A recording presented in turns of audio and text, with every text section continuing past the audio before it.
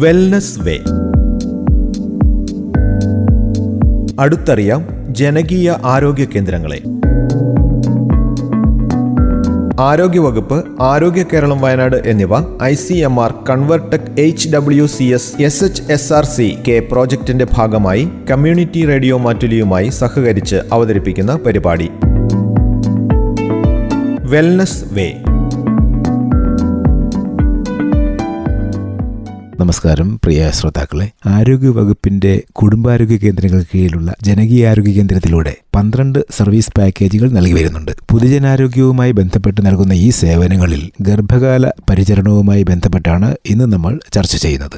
ഇന്ന് നമ്മോടൊപ്പമുള്ളത് ചുള്ളിയോട് കുടുംബാരോഗ്യ കേന്ദ്രത്തിന് കീഴിലെ അമ്പൂത്തി ജനകീയാരോഗ്യ കേന്ദ്രത്തിലെ junior public health nurse Bindu P, Ambalavayal കുടുംബാരോഗ്യ കേന്ദ്രത്തിന് കീഴിലുള്ള വടുവഞ്ചാൽ ജനകീയാരോഗ്യ കേന്ദ്രത്തിലെ junior public health nurse Kumari കെയുമാണ്. രണ്ടുപേർക്കും ഈ ചർച്ചയിലേക്ക് സ്നേഹത്തോടെ സ്വാഗതം ചെയ്യുന്നു. നമുക്ക് ഇന്ന് ഗർഭകാല പരിചരണത്തെ പറ്റി ആണ് സംസാരിക്കുന്നത് എന്ന് പറഞ്ഞു. ഈ ഗർഭകാലം എന്ന് പറയുമ്പോൾ ഒരു സ്ത്രീക്ക് മാനസികവും ശാരീരികവും ആയിട്ടുള്ള പല മാറ്റങ്ങളും സംഭവിക്കുന്ന കാലമാണ്. അമ്മയുടെയും കുഞ്ഞിന്റെയും ആരോഗ്യം, അപകട സാധ്യതകൾ, ഉത്കണ്ഠ, അങ്ങനെ പലതും. ഈ ഒരു അവസരത്തിൽ ഒരു ഗർഭിണിക്ക് അല്ലെങ്കിൽ ഗർഭിണിയാകാൻ പോകുന്ന ഒരു സ്ത്രീക്ക് എന്തെല്ലാം സേവനങ്ങളാണ് നിങ്ങൾ ചെയ്തു കൊടുക്കുന്നത്?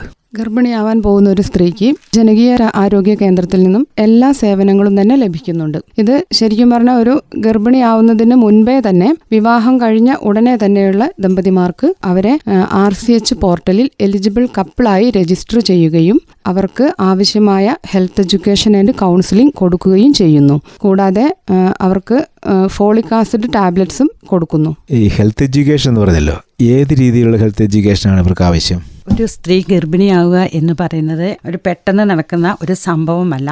അവർ ആലോചിച്ചതിന് ശേഷമാണ് ഇത് നടക്കുന്നത്. ഇത് കുട്ടി എപ്പോൾ വേണമെന്ന്, ആരോഗ്യത്തോടു കൂടെ വേണമെന്നും, ഉടനെ വേണോ അതോ അതിനെക്കുറിച്ചുള്ള ഒരു ഹെൽത്ത് എഡ്യൂക്കേഷനാണ് ഇവർക്ക് നൽകുന്നത്. ഈ ശരിക്കും ഫോളിക് ആസിഡ് ടാബ്ലറ്റ് കഴിക്കുന്നത് ഗർഭിണി ആയതിനു ശേഷമല്ലേ? എന്തിനാണ് അതിന് മുമ്പേ തന്നെ കൊടുക്കുന്നത്?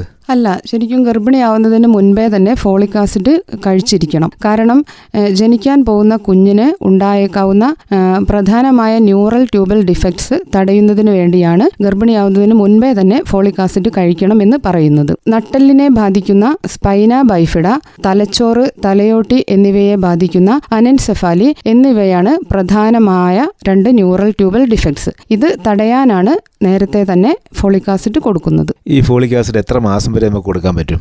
ഇത് ഗർഭിണിയായി 3 മാസം വരെയാണ് നമ്മൾ ടാബ്ലറ്റ് കൊടുക്കുന്നത്. അതിനുശേഷം ഫോളിക് ആസിഡും അയൺ അടങ്ങിയ ടാബ്ലറ്റും കാൽസ്യം ടാബ്ലറ്റും ഗർഭിണികൾക്ക് കൊടുക്കുന്നു. ഡെലിവറി ആയതിനു ശേഷം 6 മാസം വരെയും ഈ ടാബ്ലറ്റ് ജനകീയ ആരോഗ്യ കേന്ദ്രം വഴി ലഭ്യമാകുന്നതാണ്. പിന്നെ നേരത്തെ പറഞ്ഞല്ലോ ഗർഭിണിയാവുന്നതിന് മുമ്പ് തന്നെ സേവനം കൊടുക്കുന്നതാണ്. അപ്പോൾ ഈ ഗർഭിണിയാണോ എന്ന് സംശയമുള്ളൊരു സ്ത്രീ വരികയാണെങ്കിൽ അവർക്ക് വേണ്ടുന്ന സേവനം, അതായത് ഈ പ്രഗ്നൻസി ടെസ്റ്റ് മുതലായ കാര്യങ്ങൾ അതൊക്കെ ലഭ്യമാണോ? തീർച്ചയായും ലഭ്യമാണ്.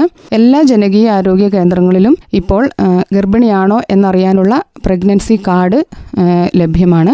ഒരു ഗർഭിണിയാണോ എന്ന് സംശയമുള്ള ഒരു സ്ത്രീ വന്നാൽ അവരുടെ മാസമുറ അവസാനമായി വന്ന ദിവസം നോക്കി അതിനുശേഷം പ്രഗ്നൻസി ടെസ്റ്റ് ചെയ്യുകയും പോസിറ്റീവ് ആണ് എന്ന് അറിഞ്ഞാൽ അവരുടെ ഒരു ഹെഡ് ടു ഫുട്ട് എക്സാമിനേഷൻ ചെയ്യുകയും ചെയ്യുന്നു.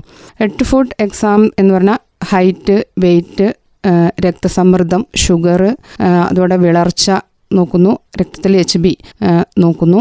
കൂടാതെ HbSAg, ഹെപ്പറ്റൈറ്റിസ് B എന്ന് ഉണ്ടോ എന്നറിയാനുള്ള ടെസ്റ്റ് എല്ലാം ചെയ്യുന്നു. ഇത് കൂടാതെ അമ്മയും കുഞ്ഞും ബുക്ക് കൊടുക്കുന്നു. അവരുടെ ഡീറ്റെയിൽസ് എല്ലാം എഴുതി വെച്ചിരിക്കുന്ന ബുക്ക് കൊടുക്കുന്നു. അതെ. ഒരു ഗർഭിണി ഗർഭകാല ചെക്കപ്പുകൾക്ക് വരുമ്പോൾ അവരുടെ എല്ലാ ചെക്കപ്പുകളും അതിൽ രേഖപ്പെടുത്തിയിരിക്കണം. കൂടാതെ പ്രസവശേഷം കുഞ്ഞിന്റെ ഇമ്മ്യൂണൈസേഷൻ, അതായത് പ്രതിരോധ കുത്തിവയ്പ്പുകൾ എല്ലാം രേഖപ്പെടുത്താനുള്ള ബുക്കാണ് അമ്മയും കുഞ്ഞും ബുക്ക് അഥവാ MCP കാർഡ് എന്ന് പറയുന്നത്. ഈ അമ്മയും കുഞ്ഞിന്റെയും ആരോഗ്യം സംരക്ഷിക്കുക എന്ന് പറഞ്ഞല്ലോ. ഈ ഗർഭകാല പരിചരണത്തിന്റെ ഒരു പ്രധാന ഉദ്ദേശം അത് തന്നെയാണ് താനും. അതുപോലെ പല അപകട സാധ്യതകളുള്ള ഗർഭിണികൾ ഉണ്ടാവാറുണ്ട്. സാധാരണഗതിയിൽ അങ്ങനെ സംഭവിക്കാറുണ്ട്. എങ്ങനെയാണ് നമ്മൾ ഇത്തരം അപകട സാധ്യതകൾ തിരിച്ചറിഞ്ഞ് അത് മനസ്സിലാക്കി അവർക്ക് വേണ്ടുന്ന ക്രമീകരണങ്ങളൊക്കെ ചെയ്തു കൊടുക്കുന്നത് എങ്ങനെയാണ്? ഒരു ഗർഭിണി ചുരുങ്ങിയത് 4 തവണയെങ്കിലും ജനകീയ ആരോഗ്യ കേന്ദ്രത്തിൽ ചെക്കപ്പിന് വരേണ്ടതാണ്. ഈ സമയത്ത് ഗർഭിണിക്ക് ആവശ്യമായ എല്ലാ ചെക്കപ്പുകളും നടത്തുന്നു. അതിലൂടെ നമ്മൾ രക്തസമ്മർദ്ദം, അനീമിയ എന്നിവയെ നമ്മൾ തിരിച്ചറിയുകയും വെയിറ്റ് നോക്കി അണ്ടർ വെയിറ്റ് ആണോ എന്നുള്ളത് തിരിച്ചറിയുകയും ചെയ്യുന്നു. അനീമിയ ആണെങ്കിൽ ഹീമോഗ്ലോബിൻ കുറവാണ് എങ്കിൽ ഗർഭിണി അനീമിയ ആയിരിക്കും. ഇവർക്ക് വേണ്ട അയൺ ടാബ്ലറ്റുകൾ നമ്മൾ അവിടെ നിന്ന് തന്നെ നൽകുന്നതാണ്. ഇത് രാവിലെയും രാത്രിയും കഴിക്കും. കൂടാതെ കാൽസ്യം ടാബ്ലറ്റും നമ്മൾ അവിടെ നിന്ന് കൊടുക്കുന്നുണ്ട്. ഒരു സ്ത്രീ ഗർഭിണിയാകുമ്പോൾ ഉള്ള വെയിറ്റും പ്രസവ സമയം വരെയുള്ള ആ കാലഘട്ടത്തിൽ, അതായത് ഏതാണ്ട് 9 മാസം, ആ 9 മാസ കാലഘട്ടത്തിനുള്ളിൽ ആ സ്ത്രീക്ക് ഉണ്ടാകുന്ന ആ തൂക്ക വ്യതിയാനം അതെങ്ങനെയാണ് നിങ്ങൾ മനസ്സിലാക്കി തരുന്നത്?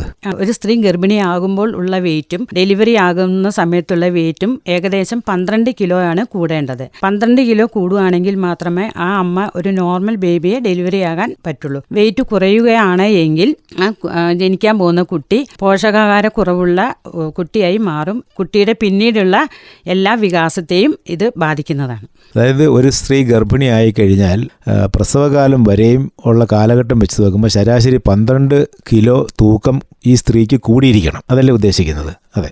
അപ്പോൾ ആ സ്ത്രീക്ക് 12 കിലോ ശരാശരി കൂടിയിരുന്നു കഴിഞ്ഞാൽ യഥാർത്ഥത്തിൽ നല്ല ആരോഗ്യമുള്ളൊരു കുഞ്ഞിന് ജന്മം കൊടുക്കാൻ സാധിക്കും. അതല്ലേ അതുകൊണ്ട് ഉദ്ദേശിക്കുന്നത്. അപ്പോൾ അവർക്ക് ഈ ഭക്ഷണക്രമത്തിൽ ഈ പറഞ്ഞ പോലെ പച്ചക്കറികളും ഇലക്കറികളും അതുപോലെ പഴവർഗ്ഗങ്ങൾ അതൊക്കെ ഈ ഭക്ഷണത്തിൽ ചേർക്കാവുന്ന കാര്യങ്ങളൊക്കെയാണ്. ഭക്ഷണത്തിൽ ചേർക്കേണ്ട കാര്യങ്ങളെല്ലാം പറഞ്ഞു മനസ്സിലാക്കുകയും പിന്നെ ഈ കുത്തിവയ്പ്പ് എടുക്കുന്നതിനെ പറ്റി പറഞ്ഞിട്ടുണ്ട്. അത് ഈ ജനകീയ ആരോഗ്യ കേന്ദ്രത്തിൽ അത് ലഭിക്കുമോ? അതെപ്പോഴൊക്കെയാണ് എടുക്കേണ്ടതെന്നും കൂടെ പറഞ്ഞുതരാമോ? എല്ലാ ജനകീയ ആരോഗ്യ കേന്ദ്രങ്ങളിലും വാക്സിനേഷൻ ക്യാമ്പ് നടത്തുന്നുണ്ട്. അപ്പോൾ ഗർഭിണികൾക്ക് ആവശ്യമായ കുത്തിവയ്പ്പുകളും തീർച്ചയായും ജനകീയ ആരോഗ്യ കേന്ദ്രത്തിൽ നിന്നും ലഭിക്കുന്നു. അത് TD വാക്സിനേഷനാണ് എടുക്കുന്നത്. ആദ്യത്തെ TD, അതായത് ഫസ്റ്റ് ഡോസ് TD എടുക്കുന്നത് ഗർഭിണിയാണ് എന്നറിഞ്ഞ ഉടനെ തന്നെ എടുക്കാം. അതിനുശേഷം രണ്ടാമത്തെ TD വാക്സിൻ എടുക്കുന്നത് ആദ്യത്തെ വാക്സിൻ എടുത്ത് 28 ദിവസത്തിന് ശേഷം രണ്ടാമത്തെ വാക്സിൻ എടുക്കുന്നു. ഇത് എല്ലാ ജനകീയ ആരോഗ്യ കേന്ദ്രത്തിൽ നിന്നും ലഭിക്കുന്നു. ഈ ഗർഭിണികൾക്ക് ധനസഹായം കിട്ടുമെന്നൊക്കെ പറഞ്ഞു കേട്ടിട്ടുണ്ട്. അത് യഥാർത്ഥത്തിൽ അതിൻ്റെ അവസ്ഥ എങ്ങനെയാണ്? അത് എവിടെ നിന്നാണ് കിട്ടുന്നത്? ഇത് കിട്ടാൻ ആവശ്യമായിട്ടുള്ള നിബന്ധനകളോ എന്തെങ്കിലും അങ്ങനെ ഉണ്ടോ? ഈ അവർക്ക് കിട്ടേണ്ട സാമ്പത്തികത്തെ പറ്റി അതൊന്ന് വിശദീകരിച്ച് പറയാമോ? ഗർഭിണികൾക്ക് സാധാരണ 3 തരത്തിലുള്ള ധനസഹായമാണ് ലഭ്യമാകുന്നത്. ആദ്യമായി ലഭ്യമാകുന്നത് JSY, ജനനി സുരക്ഷാ യോജന എന്ന പദ്ധതിയാണ്. ഇത് എല്ലാ ഗർഭിണികളും ഗവൺമെൻറ് ഹോസ്പിറ്റലിൽ പ്രസവിക്കുകയാണെങ്കിൽ അവർക്ക് 700 രൂപ കിട്ടുന്നതാണ്. ഇതിന് ചില മാനദണ്ഡങ്ങൾ ഉണ്ട്. ഇവർ ഗവൺമെൻറ് ഹോസ്പിറ്റലിൽ പ്രസവിക്കുന്നവർ ആയിരിക്കണം. നാഷണലൈസ്ഡ് ബാങ്ക് അക്കൗണ്ട് ഉണ്ടായിരിക്കണം. രണ്ടാമതായി കിട്ടുന്ന ഒരു ധനസഹായം എന്ന് പറയുന്നത് കേന്ദ്ര ഗവൺമെൻറ്റിൽ നിന്നും ICDS വഴി കിട്ടുന്ന പ്രധാനമന്ത്രി മാതൃവന്ദർ യോജന എന്ന പദ്ധതിയാണ്. ഇതിൽ അവർക്ക് ആദ്യമായി ഗർഭിണിയെ 3 മാസത്തിനുള്ളിൽ രജിസ്റ്റർ ചെയ്യുകയും അമ്മയും കുഞ്ഞും കാർഡ് ലഭ്യമാക്കുകയും ഇത് അംഗൻവാടിയിൽ കൊടുക്കുകയും ചെയ്യുമ്പോൾ 1000 രൂപയും 4 ചെക്കപ്പ് കഴിയുകയും 2 TD വാക്സിൻ എടുക്കുകയും ചെയ്യുമ്പോൾ കിട്ടുന്ന 2000 രൂപയും പ്രസവശേഷം കുട്ടിക്ക് 3ാമത്തെ വാക്സിനേഷൻ എടുത്തു കഴിയുമ്പോൾ കിട്ടുന്ന 2000 രൂപയും അങ്ങനെ 5000 രൂപയും ലഭ്യമാണ്. ഇതുകൂടാതെ ട്രൈബൽ ആന്റിനേറ്റലിന് ഗർഭിണിയായി 4ാം മാസം മുതൽ 2000 രൂപ വരെ 18 മാസം ട്രൈബൽ ഡിപ്പാർട്ട്മെന്റ് ട്രൈബൽ ഗർഭിണികൾക്ക് മാത്രമായി കിട്ടുന്നുണ്ട്. ഇത് അങ്ങനെ ST പ്രൊമോട്ടർ വഴിയാണ് ലഭ്യമാകുന്നത്. അതിപ്പോൾ ഗവൺമെന്റ് ഹോസ്പിറ്റലിൽ പ്രസവം നടക്കുകയാണെങ്കിൽ പ്രൈവറ്റ് ഹോസ്പിറ്റലുകളിലാണ് നടക്കുന്നതെങ്കിൽ എങ്ങനെയാ അത് സാമ്പത്തിക സഹായം കിട്ടുമോ? പ്രൈവറ്റ് ഹോസ്പിറ്റലാണെങ്കിൽ അക്രഡിറ്റഡ് ഹോസ്പിറ്റലാണെങ്കിൽ BPL ആയിരിക്കണം. അമ്മയുടെ പേര് BPL കാർഡിൽ ഉണ്ടായിരിക്കണം. പിന്നെ എയർലി രജിസ്ട്രേഷൻ ആയിരിക്കണം. ഇത് PHC വഴിയാണ് ലഭ്യമാകുന്നത്. അപ്പോൾ ഈ കാര്യങ്ങളെല്ലാം MCP കാർഡിൽ രേഖപ്പെടുത്തിയിരിക്കും. ഒരു ഗർഭിണിക്ക് 4ാം മാസത്തിൽ കുഞ്ഞിന്റെ അനക്കം അറിഞ്ഞു തുടങ്ങുമെന്നാണല്ലോ കരുതപ്പെടുന്നത്. അനക്കം അറിയാതെ വന്നാൽ അത് നോക്കാനുള്ള സംവിധാനം എന്തെങ്കിലും ആരോഗ്യ കേന്ദ്രത്തിലുണ്ടോ? ഉണ്ട്. എല്ലാ ജനകീയ ആരോഗ്യ കേന്ദ്രങ്ങളിലും കുഞ്ഞിന്റെ അനക്കം നോക്കാനുള്ള സംവിധാനം ഉണ്ട്.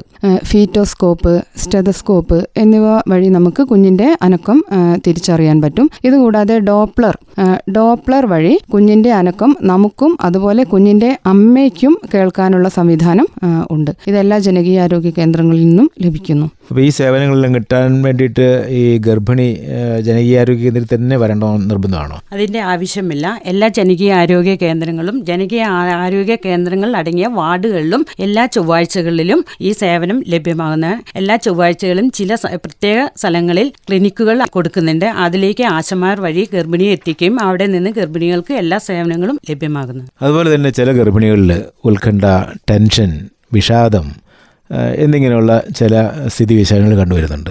ഇത് തടയാനായിട്ട് എന്തെങ്കിലും ചെയ്യാൻ കഴിയുമോ? വളരെ നല്ലൊരു ചോദ്യമാണ്. ഇപ്പോൾ ഗർഭിണികളുടെ മാനസിക ആരോഗ്യം സംരക്ഷിക്കുന്നതിന് വേണ്ടി ഗവൺമെൻറ് അമ്മ മനസ്സ് എന്നൊരു പ്രോഗ്രാം തുടങ്ങിയിട്ടുണ്ട്.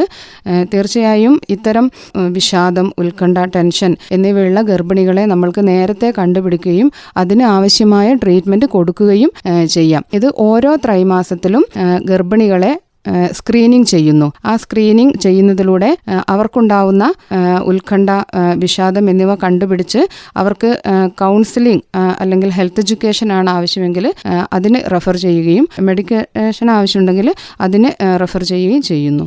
അപ്പോൾ ഇതിനകത്ത് യഥാർത്ഥത്തിൽ പറയുകയാണെങ്കിൽ ഗർഭിണികൾക്ക് കഴിക്കേണ്ട ആഹാരത്തെക്കുറിച്ച്, വ്യായാമത്തെക്കുറിച്ച്, അവരുടെ ബ്രസ്റ്റ് കെയറിനെ കുറിച്ച്, സ്പേസിംഗ് മെത്തേഡിനെ പറ്റി, ഇതിനെപ്പറ്റി എല്ലാം വളരെ വിശദമായിട്ടുള്ള ഒരു അവബോധം അവർക്ക് കൊടുക്കാനുള്ള സംവിധാനം നിങ്ങൾക്കുണ്ട് അല്ലേ?